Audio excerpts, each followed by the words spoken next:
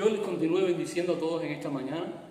Es una bendición poder compartir la palabra de Dios que se encuentra en el libro de Colosenses capítulo 2, verso del 6 al 7. Y pueden buscar la palabra y dice en el verso 6 y 7 del libro de Colosenses: Por tanto, de la manera que habéis recibido al Señor Jesucristo, andad en Él, arraigados y sobreedificados en Él, y confirmados en la fe, así como habéis sido enseñados, abundando en acciones de gracia.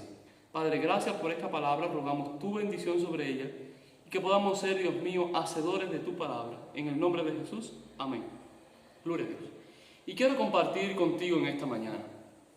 Cuando vamos a las Escrituras, en los tiempos de Pablo, cuando se escribió esta carta, en la ciudad de Colosenses se habían introducido varias doctrinas falsas y filosofía de hombre opuesta a las enseñanzas de Jesús. Por eso Pablo insiste a los hermanos en permanecer firmes en la fe. Y el versículo 6 dice, de la manera. Esto quiere decir que puede haber maneras falsas de recibir a nuestro Señor Jesús. Esto se refiere a filosofías de hombre y a falsas doctrinas, según sigue diciendo en el verso número 8. Y quiero hacerte 3 preguntas en esta mañana. Para usted, ¿qué es andar en Cristo? ¿Cómo sabemos si alguien anda en Cristo?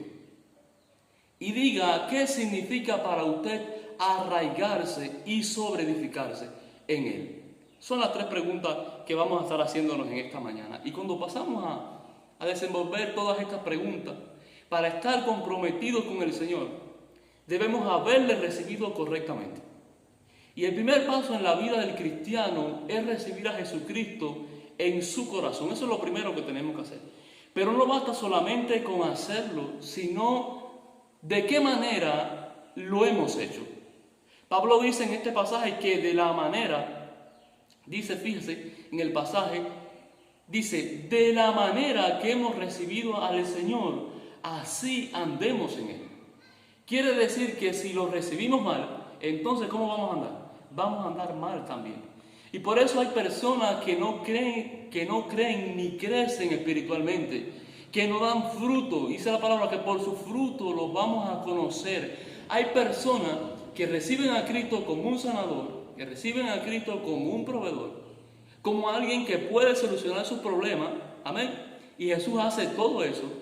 Pero dice la Biblia la Biblia enseña también que Jesús también es el Señor. Muchos reciben a Jesús para que les dé, para que los sane. Amén. Otros lo reciben para que les ayude. Y Jesús viene siendo como una especie de sirviente para ellos. Pero la Biblia enseña que Jesús es nuestro dueño. Jesús es nuestro Rey, nuestro Señor. Y nuestra vida le pertenece completamente a Él. Y debemos entregar toda nuestra vida a Cristo. Usted debe entregar toda su vida a Cristo. Yo debo entregar toda mi vida a Cristo. Amén. El teléfono está sonando. Lamentablemente esto pasa.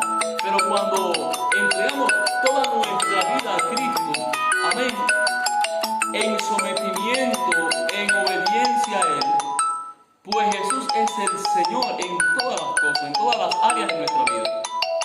Y la manera correcta de recibir a Jesús es como nuestro Señor y como nuestro Salvador. Amén.